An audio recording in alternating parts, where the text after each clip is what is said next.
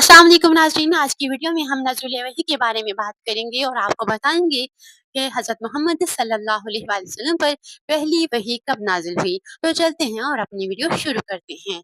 जब नबी करीम सल्लल्लाहु अलैहि वसल्लम की उम्र मुबारक 40 बरस हुई तो 9 रबीउल अव्वल को बामुताबिक 12 फरवरी 610 ईस्वी को आप सल्लल्लाहु अलैहि वसल्लम गारे हिरा में इबादत में मसरूफ थे कि अचानक हज़रत जिब्राईल अलैहिस्सलाम नमूदार हुए और फरमाया, खुशखबरी हो, आप सल्लल्लाहु अलैहि वसल्लम अल्लाह ताला के रसूल हैं और मैं जिब्राईल हूँ।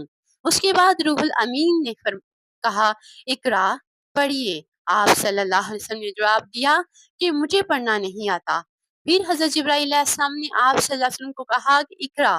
आप सल्लल्लाहु अलैहि वसल्लम ने फिर वही जवाब दिया।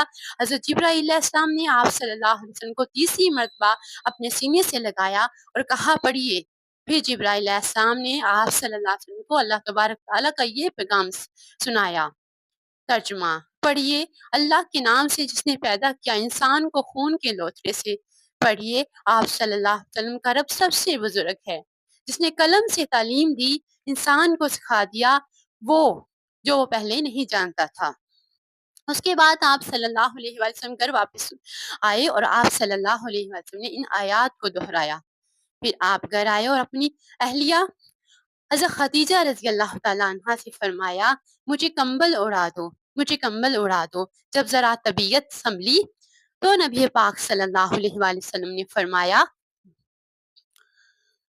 हज़रत खदीजा रज़ी अल्लाह ताला अन्हा को